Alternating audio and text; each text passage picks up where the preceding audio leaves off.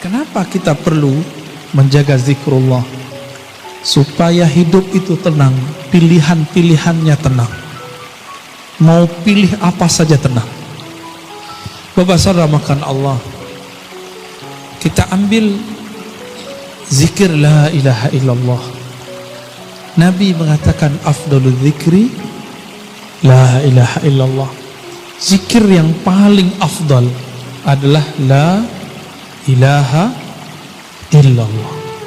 Itu terjemahannya.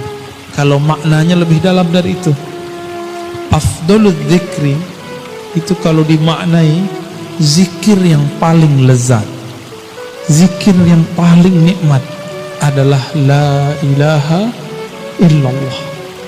Apa arti ilah sehingga Nabi mengatakan itu? Ternyata kalau orang betul-betul membaca la ilaha illallah, ilah salah satu maknanya adalah tempat hati bergantung, tempat hati nancap, tempat hati berkiblat, tempat hati condong. Jika kita katakan tiada lagi kecondongan hatiku, tiada lagi semua yang aku inginkan, yang aku cintai kecuali Allah. Inilah yang disebut oleh Imam Ibnu Athaillah kemerdekaan seorang hamba, hurriyatul abd. Baru disebut Abdullah. Maka orang yang menyebut la ilaha illallah, tiada lagi tempat kami bergantung, tiada lagi tempat kami memuja, tiada lagi tempat kami menyembah kecuali Allah. Di saat itulah dia menjadi merdeka. Oleh karena itu seorang mukmin jiwanya merdeka. Kalau bahasa kawan kami Ustadz Hanafi, gak ada lagi urat takutnya, gak ada lagi rasa takutnya kecuali kepada Allah. Yang punya zikir ini hanya ahli-ahli qalbu, bukan orang yang suka ceramah kayak saya ini, bukan yang suka debat, bukan yang suka menyalah-nyalahkan orang, membidah-bidahkan orang, enggak. Mereka ini lebih suka menyebut nama Allah, la ilaha illallah. Terdiri dari apa kalimat ini? Ulama-ulama ahlus sunnah mengatakan la ilaha illallah itu terdiri dari dua inti. La ilaha namanya nafi. Nafi sudah jadi bahasa Indonesia, penafian. Ditiadakan apapun dalam pikiran, apapun dalam hati, illallah kecuali Allah.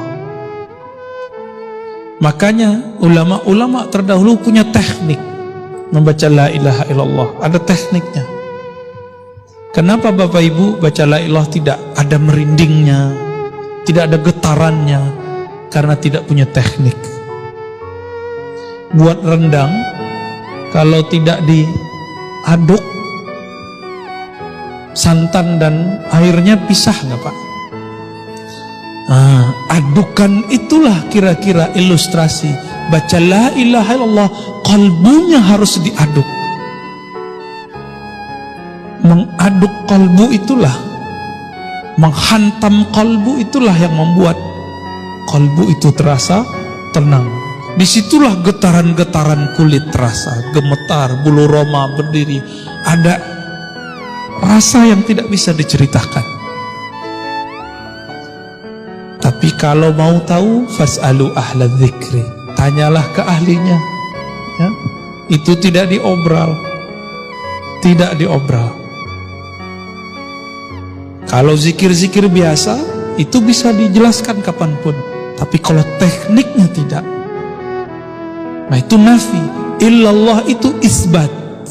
Apa arti isbat? Isbat berarti penetapan. Tiada yang disembah kecuali Allah, tiada yang dituju kecuali Allah, tiada yang diharap kecuali Allah. Orang kalau begini, PNS kalau begini, karyawan kalau begini, gak perlu fingerprint, kerjanya pasti selesai. Kenapa sekarang harus pakai fingerprint, pakai daftar hadir? Karena orang-orang tidak serius bekerja. Dia hanya takut ke atasannya. Jadi nggak takut kepada Allah.